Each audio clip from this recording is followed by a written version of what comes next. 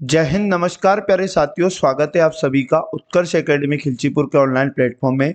इस वीडियो में हम लोग दिल्ली पुलिस कांस्टेबल एग्जाम 2023 के लिए वेरी मोस्ट और इम्पोर्टेंट जीके एंड जीएस के टॉप 15 क्वेश्चन डिस्कस करेंगे। प्यारे साथियों, इस सीरीज का आज हमारा 42वां पार्ट होगा। इससे पहले हमारे 41 पार्ट कंप्लीट हो चुके हैं। अगर बाकी के पार्ट आपने नहीं देखे तो प्लेलिस्ट आपको मिल जाएगी, जहां जाकर आप बाकी के पार्ट भी देख सकते हैं। प्यारे साथियों, एक भी क्वेश्चन बिना स्किप किए मेरे साथ आपको लास्ट तक बने रहना है। आप यकीन मानिएगा, ये ऐसे क्वेश्चन है जो एग्जाम के अंदर बार बार रिपीट होते हैं, इसलिए आप एक भी क्वेश्चन को स्किप ना करें। आज का पहला और मोस्ट इंपोर्टेंट क्वेश्चन हमारे पास है, कुणबी नृत्य कहाँ के आदिवासी समुदाय द्वारा किया जाता है? तो नृत्य का नाम आपको याद रखना है, कुणबी नृत्य। ये याद रखिएगा, गोवा के आदिवासी समुदाय के द्वारा किया जाने वाला नृत्य।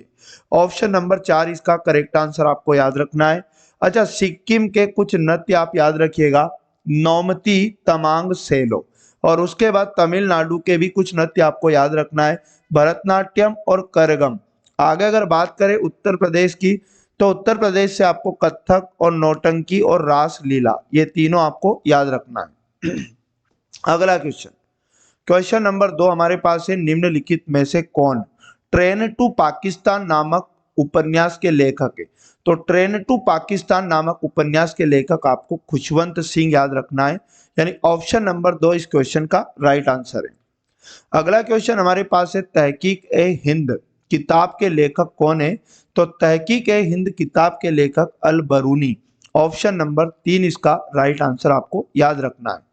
अगला क्वेश्चन है, कार्निया के पीछे एक गहरी मांसल संरचना होती है, जिसे क्या कहा जाता है? तो याद रखिएगा, कार्निया के पीछे की जो गहरी मांसल संरचना होती है उसे परितारिका कहते हैं, या फिर आइरिस। ऑप्शन नंबर 3 इसका करेक्ट आंसर याद रखिएगा।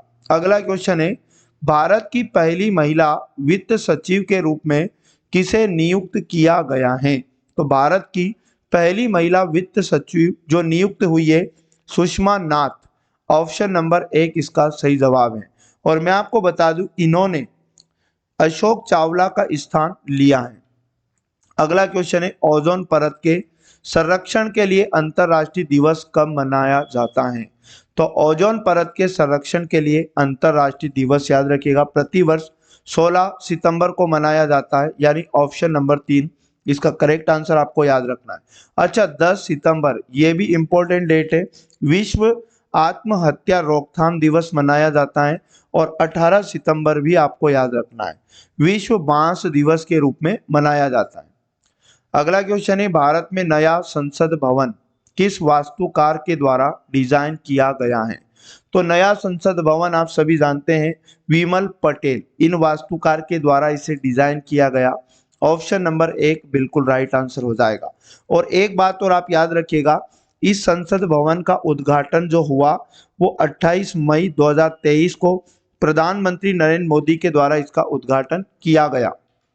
अगला क्वेश्चन है, 2011 की जनगणना के अनुसार भारत की कुल जनसंख्या में अनुसूचित जाति या फिर एसटी का प्रतिशत कितना था? तो भारत की कुल जनसंख्या में अनुसूचित जाति एसटी का प्रतिशत आप याद रखिएगा 8.6%, यानी ऑप्शन नंबर 1 इसका करेक्ट आंसर हो जाएगा। अब अगर एग्जाम में पूछ ले कि टोटल जनसंख्या का, है ना, कितना प्रतिशत अनुसूचित जनजाति या फिर जिसे एससी कहते हैं, अगर एससी का प्रतिशत पूछे 2011 की जनगणना के अनुसार, तो आपको 16.6% याद रखना है। अगला क्वेश्चन, निम्नलिखित में से किस नृत्य का संबंध गुरु बिपिन सिंह से है? तो गुरु बिपिन सिंह का संबंध याद रखिएगा मणिपुरी नृत्य से। ऑप्शन नंबर 3 करेक्ट आंसर आपको याद रखना है। अच्छा, भरतनाट्यम के फेमस व्यक्ति आपको याद रखना है यामिनी कृष्णमूर्ति और मृणालिनी साराभाई। और ओडिसी से आपको किनका नाम याद रखना है? सोनल मानसिंह। और उसके बाद केलुचरण महापात्र। और कथक नृत्य से आप याद रखिएगा बिरजू महाराज और लच्छू महाराज, सितारा देवी। अगला क्वेश्चन है, नई दिल्ली में समता स्थल किसका स्मारक है? तो प्यारे साथियों, नई दिल्ली में समता स्थल जगजीवन राम का स्मारक है, यानी ऑप्शन नंबर 4 इसका सही जवाब हो जाएगा। अच्छा, महात्मा गांधी के स्मारक का नाम क्या है? तो राजघाट आपको याद रखना है, महात्मा गांधी। याद रखिएगा महात्मा गांधी के स्मारक का नाम क्या हो जाएगा, तो राजघाट आपको याद रखना है। और इंदिरा गांधी के स्मारक अगर आपसे एग्जाम में पूछ ले तो शक्ति स्थल आपको याद रखना है। अगला क्वेश्चन है, कालाहारी मरुस्थल निम्नलिखित में से किस जगह स्थित है, तो राइट आंसर आप याद रखिएगा बोत्सवाना, यानी कालाहारी मरुस्थल बोत्सवाना में स्थित है। ये बोत्सवाना कहाँ पड़ता है, तो दक्षिण अफ्रीका में पड़ता है। अगला क्वेश्चन, प्रार्थना समाज की स्थापना कब हुई थी, मतलब कहाँ हुई थी, कब हुई थी वो भी बात करेंगे हम लोग। तो महाराष्ट्र आपको याद रखना है, महाराष्ट्र में प्रार्थना समाज की स्थापना हुई थी सन 1867 में, और इसके संस्थापक याद रखना है आत्माराम पांडुरंग। अगला क्वेश्चन है, IIFA 2023 में भारतीय सिनेमा में उत्कृष्ट उपलब्धि पुरस्कार से किसे सम्मानित किया गया है, तो याद रखिएगा कमल हसन। ऑप्शन नंबर 2 इसका राइट आंसर हो जाएगा। अच्छा, IIFA इसका फुल फॉर्म एग्जाम में पूछ लिया जा सकता है, international Indian film academy award, आपको याद रखना है। अगला क्वेश्चन है, भारत के संविधान का 86वां संशोधन अधिनियम किस वर्ष प्रभावी हुआ, तो 86वां संशोधन अधिनियम याद रखिएगा सन 2002 में प्रभावी हुआ। ऑप्शन नंबर 1 करेक्ट आंसर हो जाएगा। नेक्स्ट वाले क्वेश्चन की बात करें, प्रसिद्ध संगीतकार सत्यदेव पवार का संबंध किस वाद्य यंत्र से है, तो सत्यदेव पवार का संबंध आपको याद रखना है वायलिन से है। ऑप्शन नंबर 1 इसका करेक्ट आंसर हो जाएगा।